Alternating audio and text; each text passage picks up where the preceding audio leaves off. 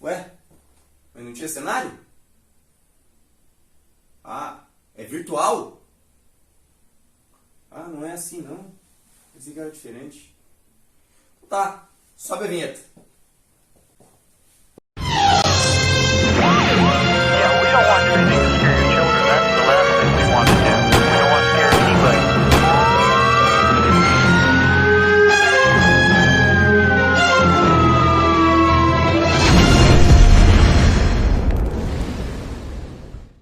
Boa noite, pessoal.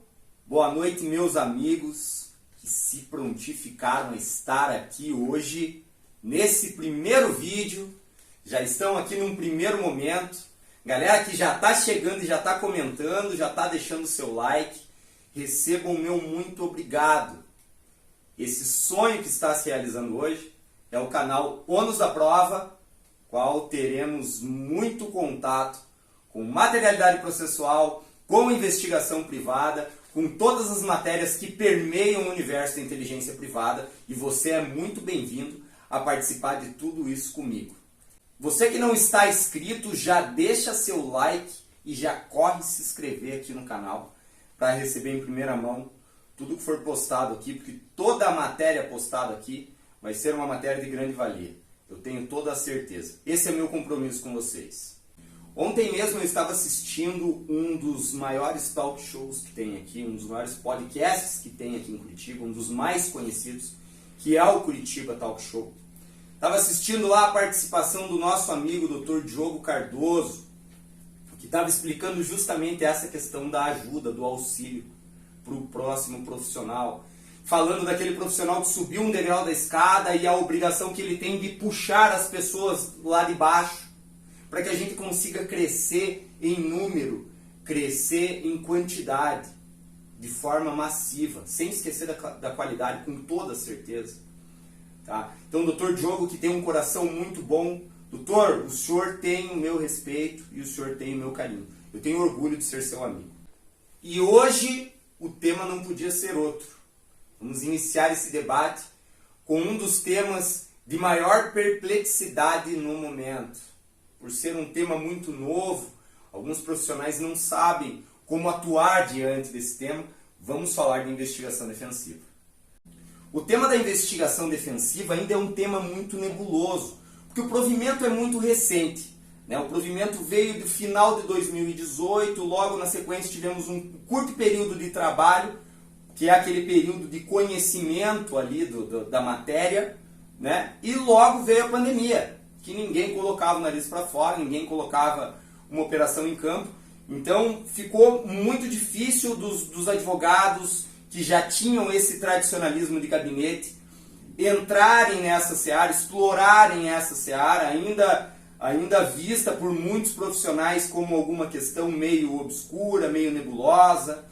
Do outro lado, nós temos detetives particulares que já esboçam 20 anos de profissão, falando muito de investigação defensiva, mas cometendo erros graves, erros que podem resultar numa nulidade, erros que podem resultar em uma promessa ao cliente, um comprometimento com o cliente que jamais vão conseguir cumprir, vão conseguir entregar.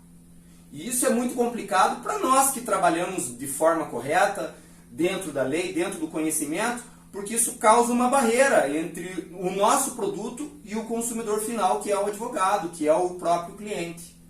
Tá? Então é muito importante que todos os profissionais que atuam nessa ideia da investigação, seja qual esfera for do direito, até porque o provimento não ampara única e exclusivamente o direito penal, a ciência criminal, ele também ampara outras esferas. Nós temos ali artigos que vão falar só da matéria criminal, mas não por um todo.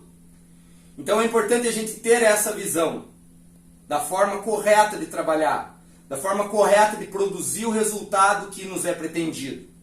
Porque se a gente fizer isso errado, pessoal, tão logo nós teremos a reforma do CPP, do Código de Processo Penal. Muita gente vai falar, nossa, mas isso está saindo desde a época que eu estava na faculdade e eu já tenho 10 anos de OAB. Isso vai sair, vai se encaminhar. Já tivemos algumas movimentações últimas aí. Quem está acompanhando esse processo aí está sabendo como que funciona. tá? Então vai sair, logo logo vai sair. E essa temática da investigação defensiva é uma matéria a ser inclusa nessa reforma.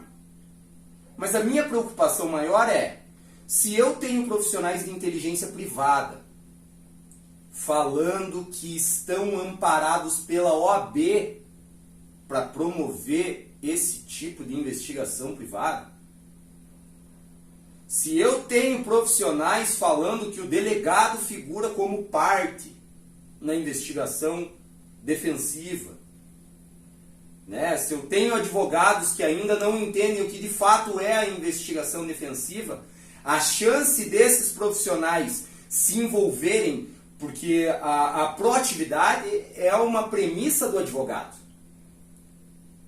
A grande maioria dos advogados são proativos, correm atrás e fazem acontecer. Mas se não souberem fazer da forma certa, vão regar o seu processo de nulidade, aí vão pecar no excesso. Então por isso que eu estou aqui, para poder alinhar isso com vocês. Vamos debater muito sobre o provimento 188, tá? Sobre as suas particularidades. Eu tenho certeza que depois daqui, tudo isso vai sair muito claro, muito transparente. Você vai ter uma ideia muito melhor, seja para prestar esse serviço lá para o profissional da defesa, para o advogado, ou como advogado mesmo, metendo a bota na rua e saindo na busca das suas provas. Beleza? Então vamos lá falar do provimento.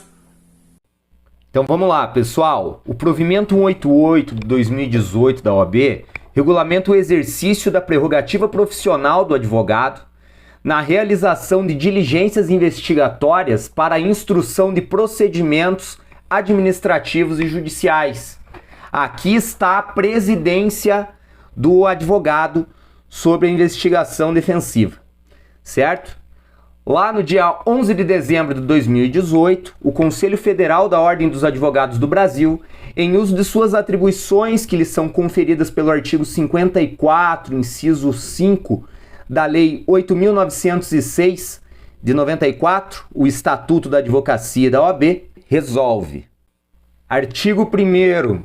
Compreende-se por investigação defensiva o complexo de atividades de natureza investigatória desenvolvida pelo advogado, com ou sem assistência de consultor técnico ou outro profissional legalmente habilitado para, em qualquer fase da persecução penal, procedimento ou grau de jurisdição, visando a obtenção de elementos de prova destinados à constituição de acervo probatório lícito para a tutela de direitos de seu constituinte.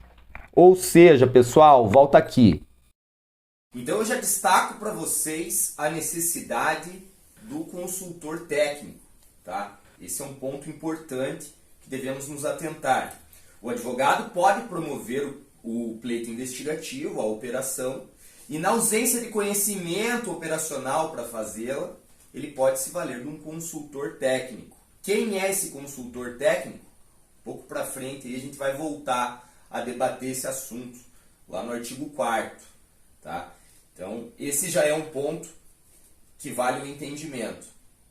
Um outro ponto que também é explorado nesse artigo são os momentos ali para promoção dessa prova dentro da linha processual, tá? Então, nós temos alguns marcos ali expostos que nós vamos voltar a falar de forma mais específica no artigo 3º. E por fim, um ponto crucial é a obtenção de prova lícita. Como já havia falado lá atrás, em outros momentos, a obtenção de prova lícita é uma premissa do processo legal, não é do procedimento de investigação. E veja, não é porque ele está sendo feito, porque esse procedimento é um procedimento privado, particular, que é o oba-oba, que pode fazer da forma que desejar, que vai ser aceito. Não é assim, pessoal. Nós temos que seguir a cadeia de custódia de prova da mesma forma da investigação estatal, lá no inquérito policial, lá no procedimento de investigação criminal do Ministério Público. A cadeia de custódia de prova tem que ser respeitada, tá? Então, se atentem bem a isso. O artigo 2º, pessoal, traz as etapas para instauração do procedimento de investigação defensiva. Então, a investigação defensiva pode ser desenvolvida na etapa da investigação preliminar estatal, lá a fase pré-processual, no decorrer da instrução processual em juízo, na fase recursal em qualquer grau, durante a execução penal e ainda como medida preparatória para propositura de revisão criminal ou em seu decorrer. O que esse artigo quer dizer, pessoal? Vem cá comigo. O artigo 2, pessoal, ele vai expor alguns marcos no processo, tá, para a atuação da investigação defensiva. O marco inicial seria a fase pré-processual, a fase preliminar do processo, a fase de inquérito. Ou seja, lá o início das investigações para avaliar determinado crime, lá naquela fase nós já podemos instaurar um procedimento de investigação defensiva. E vai até a fase de revisão criminal, que é a última possibilidade pós-sentença, pós-trânsito em julgado. Tá? Ou seja, se o início é a fase pré-processual, a fase preliminar de investigação, e o marco final é a fase de revisão criminal, eu devo entender, por óbvio, que todo marco que tiver a possibilidade de atuação de um defensor, de um advogado, todo marco que tiver essa possibilidade pode ser amparado pela investigação defensiva. O artigo 3º, pessoal, eu julgo como um dos mais importantes desse provimento, tá? O artigo 3º vai citar todos os procedimentos em que a investigação defensiva pode atuar. Então vamos lá. Inciso 1. Pedido de instauração ou trancamento de inquérito. O pedido de instauração de inquérito é muito comum a utilização da investigação defensiva, tá? Alguns casos ali, como fraudes com bitcoins, já ouvi situações onde o delegado solicitou que outras vítimas fizessem um montante, né, um bloco, para que pudesse representar um valor ali, que fosse um valor expressivo para que ele pudesse promover esse inquérito, promover essa investigação. Então, nessa fase, com toda certeza, a análise de materialidade ali vai ser muito importante, né? A coleta ali de informações vai ser muito importante. 2. Rejeição ou recebimento de denúncia ou queixa. O caso de denúncia ou de queixa, inquestionavelmente, faz-se necessário a investigação defensiva. Seja na localização de testemunhas que corroborem com determinado álibi ou que confirmem determinada acusação. Tá? É muito necessário esse serviço de campo, já desde o início. Já tem essa questão aí que foi denunciado, está em fase de denúncia, tá? Já contratou um advogado, já inicia o procedimento investigatório em campo também. Inciso 3. Resposta à acusação. Pessoal, na minha opinião, esse procedimento, esta etapa, é uma das mais importantes para a atuação da investigação defensiva. Vem cá que eu vou contar por quê. O momento de maior exposição dos fatos é a resposta à acusação.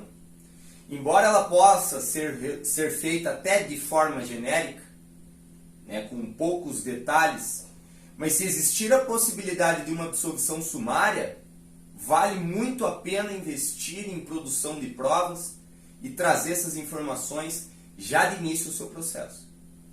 Inciso 4. Pedido de medidas cautelares. A concessão da medida cautelar depende de algumas obrigatoriedades explícitas na lei. Várias dessas obrigatoriedades exigem uma confirmação.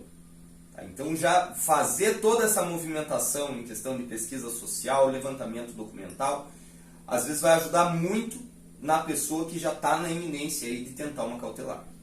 Inciso 5. Defesa em ação penal pública ou privada. Na defesa em ação pública ou privada, toda a materialidade a ser colhida faz-se necessário operacionalizar nesse sentido. 6. Razões de recurso. Em fase de recurso, a investigação defensiva pode ser crucial num entendimento mais amplo, mais claro em determinadas situações, com algumas informações que podem ser trazidas pelo agente. 7. Revisão criminal. Sabe-se que a revisão criminal muitas vezes depende de novas provas, de discussão de novos assuntos, de novos fatores. Então, é inquestionável que a produção dessas provas pelo próprio advogado, pelo próprio defensor, já correndo atrás, estruturando, sabendo onde buscar, pode auxiliar em muito o seu constituinte. 8. Habeas corpus. Vou colocar um adendo aqui no habeas corpus também. Prestem muita atenção nisso. O habeas corpus não necessariamente necessita do advogado para que seja impetrado, certo? Então a gente não pode confundir essa situação. Vamos lá. Você esporadicamente teve contato com um cliente que diz: olha, eu preciso sair daqui porque eu preciso que você busque determinada prova para que eu possa impetrar um habeas corpus. Eu não tenho advogado constituído, tá? Mas busque essas informações que eu tenho certeza que vão ajudar no meu caso, vão elucidar o meu caso para que eu consiga ter êxito nesse meu HC, tá?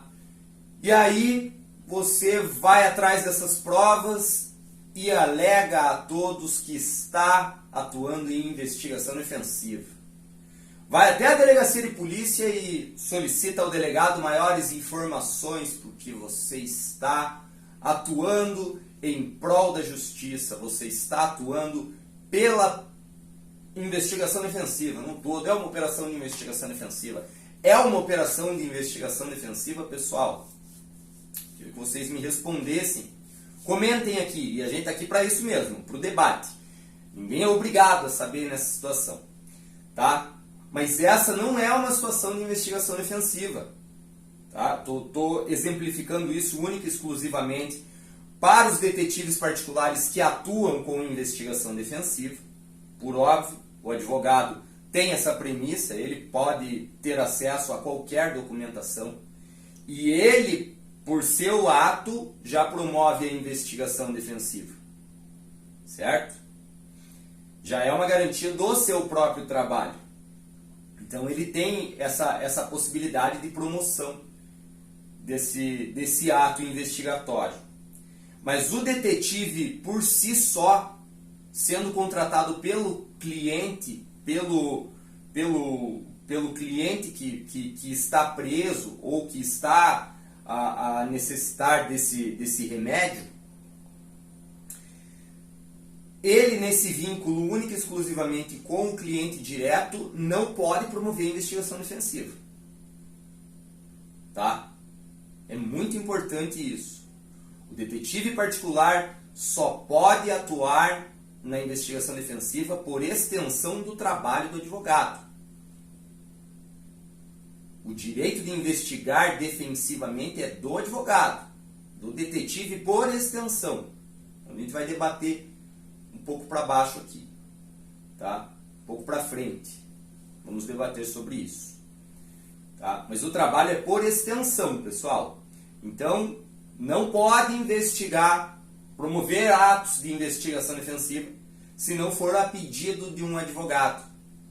O cliente te procurou, não tem advogado, ele que constitua um advogado e que você promova essa tratativa. Caso contrário, você pode incorrer na situação lá da nossa Lei 13.432 de 2017, do então presidente Michel Temer, que regularizou a ação do detetive particular. Tá? Lá diz que o delegado de polícia, essa é a maior confusão. Lá diz que o delegado fica a cargo do delegado de polícia o aceite do trabalho do detetive particular em investigações criminais. Essa era a maior amarra de todas. Tá? Então ficaria a cargo do delegado aceitar isso. O que na investigação defensiva é diferente. O delegado não preside o ato. Quem preside o ato é o advogado. Por isso essa necessidade. Aqui na 9 e na 10, a 9, proposta de acordo de colaboração premiada, e a 10, proposta de acordo de leniência, eu quero explicar uma coisa aqui para vocês, inclusive uma questão prática. Vem cá. Você sabia que um dos primeiros casos de sucesso, ou um dos casos mais emblemáticos de investigação defensiva, ocorreu na Operação Lava Jato? A equipe de defesa do presidente Lula, na época, promoveu um ato, promoveu um ato de investigação defensiva, uma ação de investigação defensiva, buscando documentos na sede da Odebrecht, com seus próprios meios, com seus próprios agentes, onde os agentes públicos só serviram para o ato de cumprimento de mandato. Só. A polícia acompanhou, os agentes do escritório entraram, fizeram a coleta, frente a um policial, registraram tudo isso. Eu vou falar posteriormente como que aconteceu essa operação. É uma questão muito bacana, porque muitas vezes a gente não consegue enxergar essa extensão, até onde podemos atuar. Mas tem inúmeras outras situações.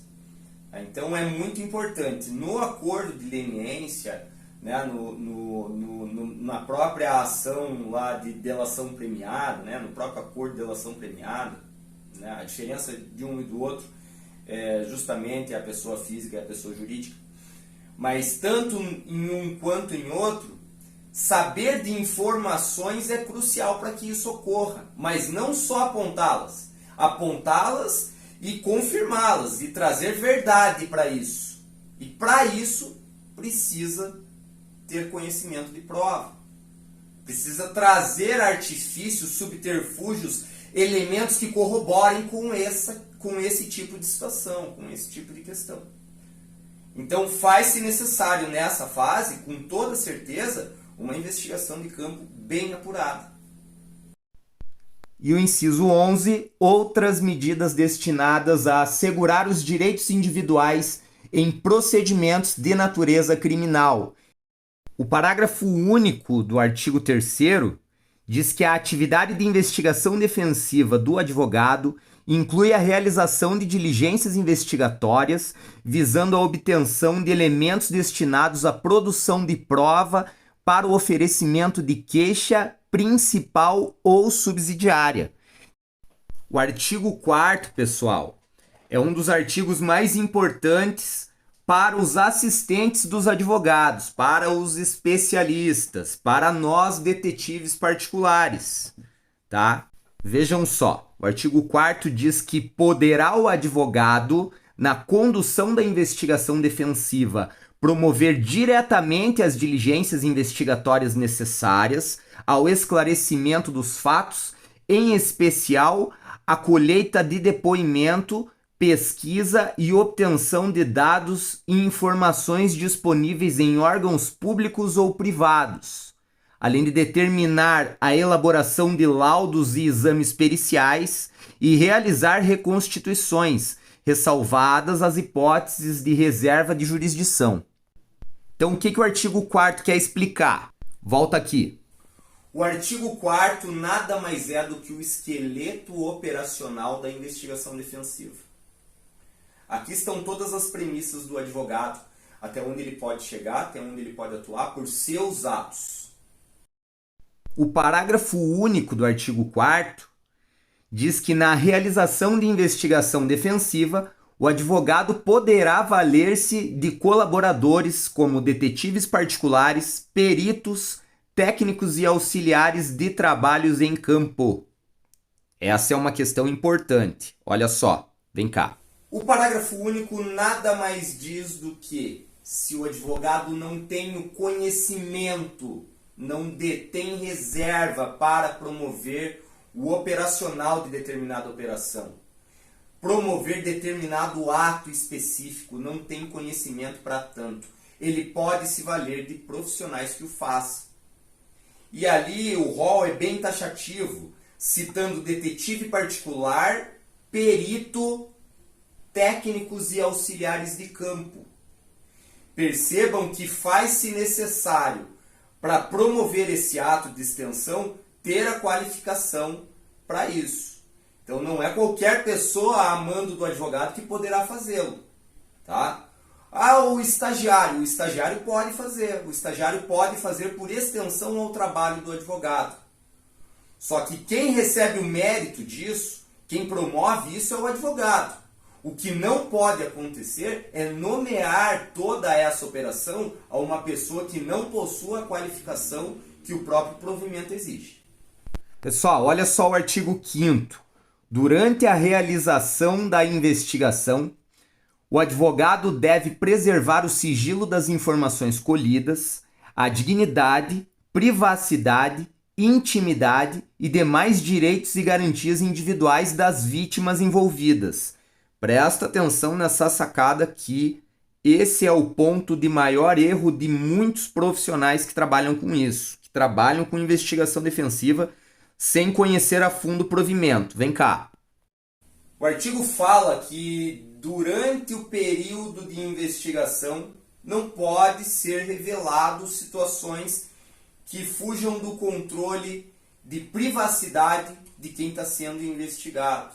Ele cita alguns outros artifícios, a privacidade da informação da pessoa, para não exposição.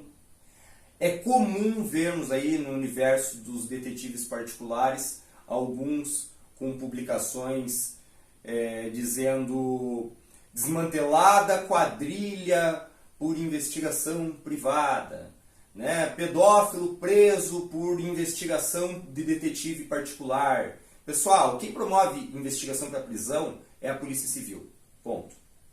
É a Polícia Federal, ponto.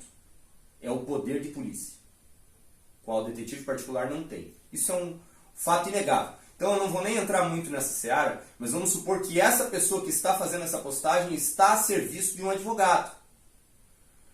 O dano ao processo pode ser muito maior do que a ajuda desse profissional. Porque se exposta a determinada situação e isso for trazido em voga por outra, pela defesa daquele acusado, que essa situação foi exposta, ela já feriu preceitos do próprio provimento para a produção dessa prova. E eu, particularmente, já vislumbro uma nulidade aqui. Não sei, a gente ainda não tem julgado nesse sentido, pelo menos eu não tenho conhecimento de qualquer situação que foi julgada já sobre essas nulidades, mas acho que vale atenção para isso também. O artigo 6º diz que o advogado e outros profissionais que prestarem assistência na investigação não têm o dever de informar a autoridade competente dos fatos investigados. Prestem atenção, pessoal, olha aqui. O parágrafo único diz que eventual comunicação ou publicidade do resultado da investigação exigirão expressa autorização do constituinte.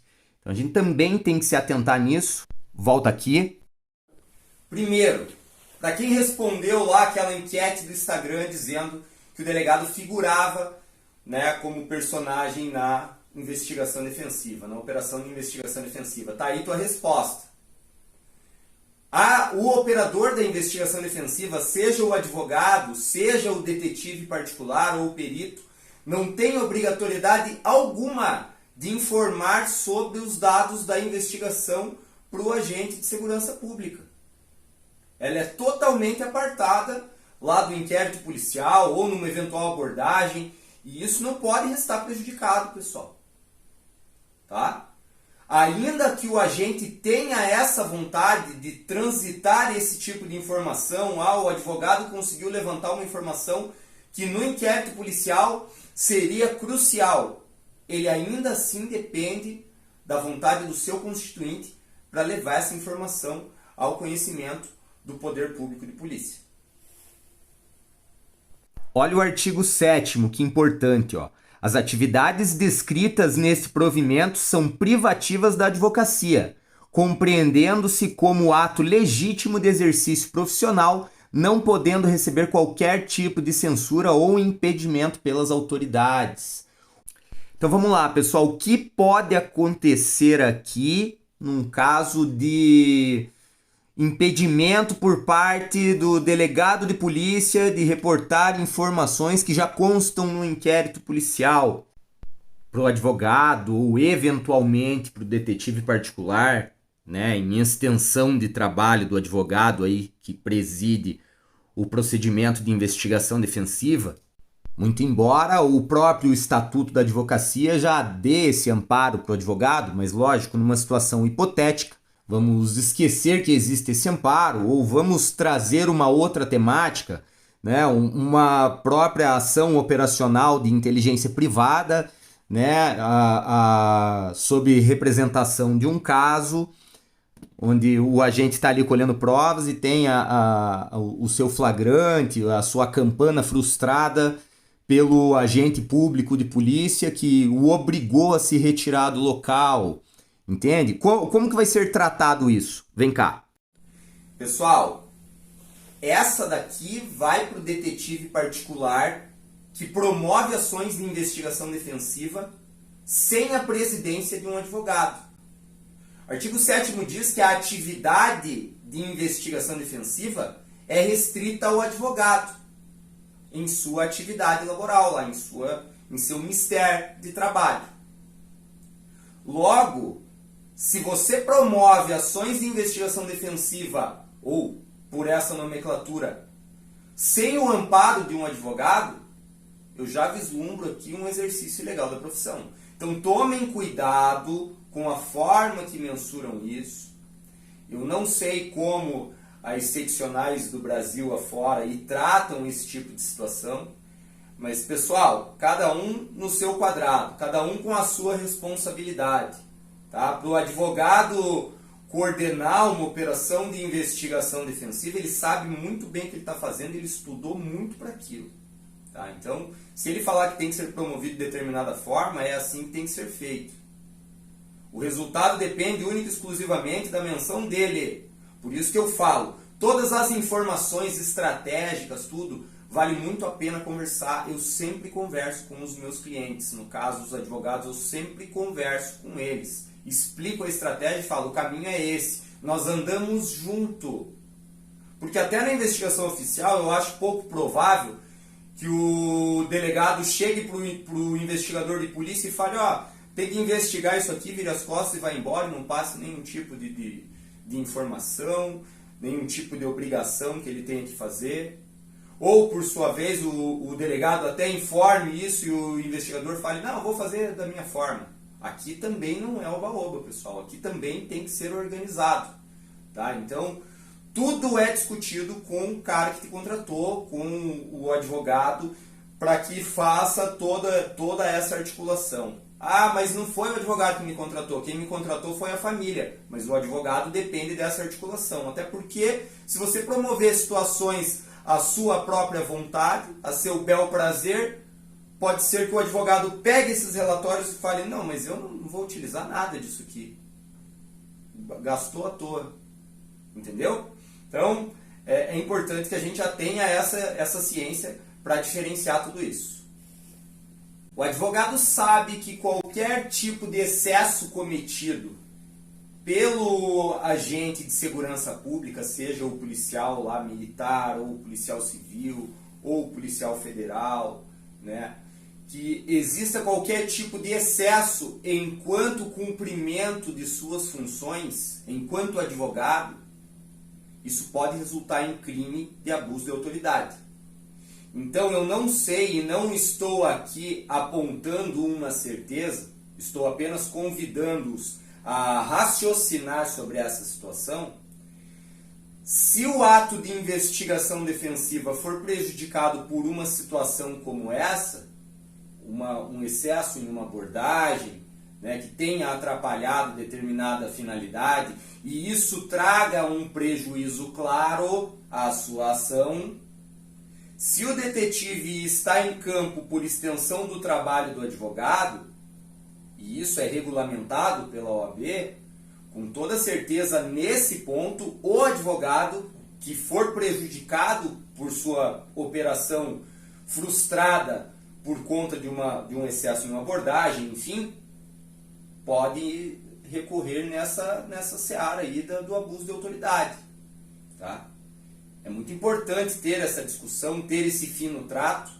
Eu já conheço advogados aqui em Curitiba, tá? Que inclusive possuem representação nacional, que são imbatíveis, seja com o magistrado, seja com o próprio poder público, que queira ali cercear seu direito, cercear o seu trabalho, tá? Cercear ali suas premissas garantidas pelo seu conselho, né? Então vale muito o estudo, o debate sobre esse tipo de situação e com toda certeza tomar ali naquele momento todas as medidas que comprovem que aquele fato aconteceu daquela determinada forma. Se for o detetive que está em campo com viatura, com toda certeza está com câmera, está filmando, é muito importante isso também, tá? Afinal de contas, o detetive está lá para trabalhar, muitas vezes está em situação suspeita, com toda certeza, mas ele está lá a trabalho.